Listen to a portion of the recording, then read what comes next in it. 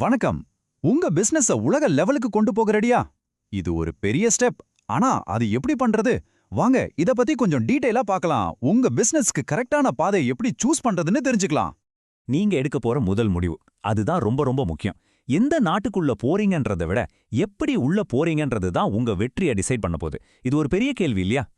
இந்த கஷ்டமான விஷயத்த சிம்பிளா புரிஞ்சுக்க ஒரு எக்ஸாம்பிள் பார்க்கலாமா? நீங்க ஒரு புது ஊருக்கு போறீங்கன்னு வச்சுக்கோங்களேன். அங்க எப்படி தங்குவீங்க? சொந்தமா வீடு கட்டுவீங்களா? அப்படி செஞ்சா முழு கண்ட்ரோலும் உங்க கையில இருக்கும். இல்ல ஏற்கனவே இருக்கிற ஒரு வீட்டை வாங்குவீங்களா? அப்போ வேகமா குடியேறிடலாம். இல்லன்னா வாடகைக்கு போனா ரிஸ்க் கம்மி. அதுவும் இல்லைன்னா ஒரு ஃப்ரெண்டோட ரூம் ஷேர் பண்ணா செலவும் குறையும், ஒரு ஹெல்ப்க்கும் ஆள் இருக்கும். உங்க மார்க்கெட் என்ட்ரி ஸ்ட்ராட்டஜியும் கிட்டத்தட்ட இதே மாதிரி தான். சரி, அப்போ உங்க முன்னாடி இருக்கிற 5 முக்கியமான ஆப்ஷன்ஸ் என்னென்னன்னு பார்க்கலாம்.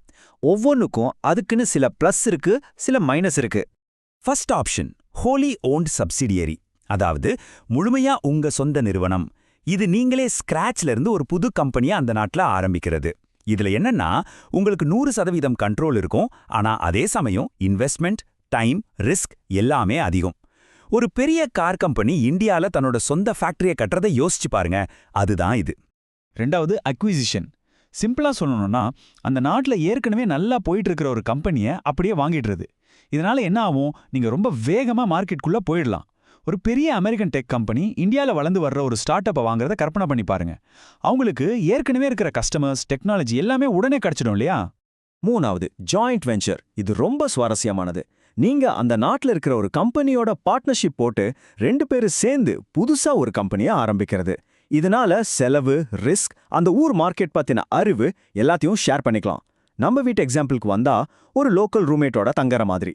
ஒரு இந்தியன் டெலிகாம் கம்பெனியும் ஒரு ஜாப்பனீஸ் டெக் கம்பெனியும் சேர்ந்து இந்தியால 5G கொண்டு வருது. இதுக்கு ஒரு பெர்ஃபெக்ட் எக்ஸாம்பிள். நாலாவது லைசென்சிங் அல்லது ஃப்ரான்ச்சைசிங். அதாவது உங்க பிராண்ட் பெயர், உங்க டெக்னாலஜி இல்ல உங்க பிசினஸ் மாடலை அந்த நாட்டில் இருக்கிற ஒரு கம்பெனிக்கு வாடகைக்கு விடுற மாதிரி. அவங்க அதை யூஸ் பண்ணி பிசினஸ் பண்ணுவாங்க. இதுல பாத்தீங்கன்னா முதலீடு, ரிஸ்க் எல்லாமே ரொம்ப ரொம்ப கம்மி.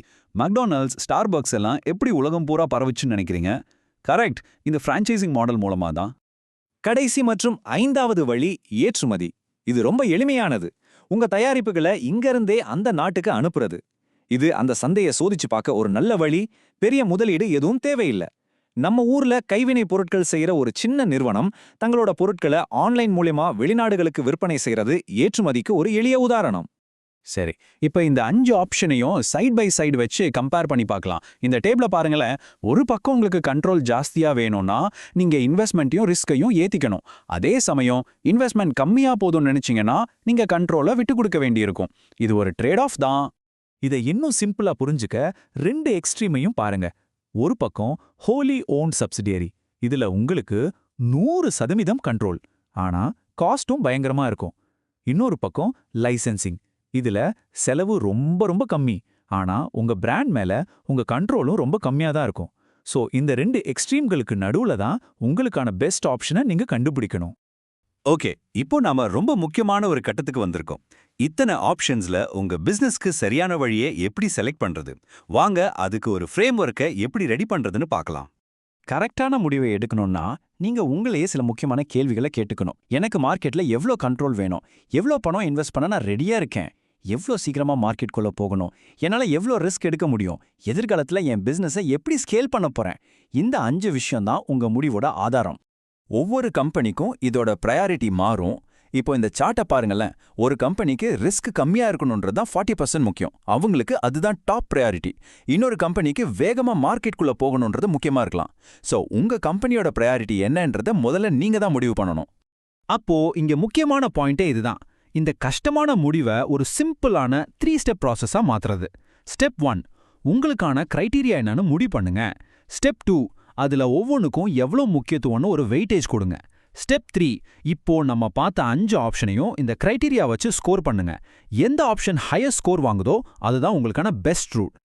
சூப்பர். இப்போ உங்ககிட்ட ஒரு ஸ்ட்ராட்டஜி இருக்கு, ஆனா அதோட வேலை முடிஞ்சிடல.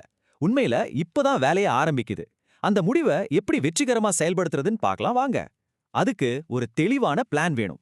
நீங்க எந்த வழியை செலக்ட் பண்ணாலும் சரி, இந்த 4 ஃபேஸை தாண்டி தான் போகணும். ஃபேஸ் 1, முதல்ல நல்லா ரிசர்ச் பண்ணணும். எல்லாம் சரியா வருமானு பார்க்கணும். ஃபேஸ் 2, அந்த நாட்டு சட்டத்திட்டப்படி எல்லாத்தையும் ரெடி பண்ணணும். ஃபேஸ் 3 உங்க கம்பெனியை அங்க அதிகாரப்பூர்வமா செட்டப் பண்ணணும்.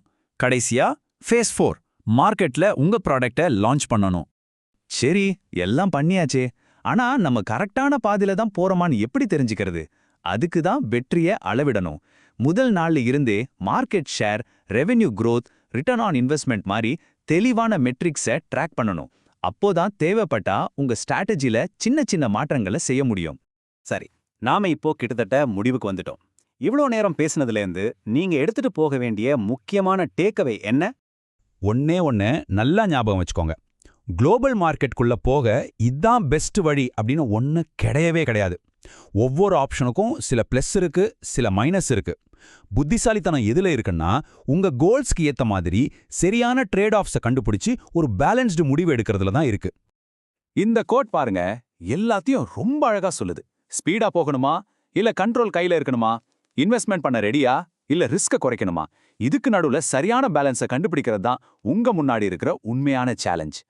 அப்போ கடைசியா உங்களுக்கான ஒரு கேள்வி. உங்க அடுத்த குளோபல் மூவ்க்கு நீங்க எந்த விஷயத்துல சமரசம் செய்ய தயாரா இருக்கீங்க? எதுக்கு முன்னுரிமை கொடுப்பீங்க?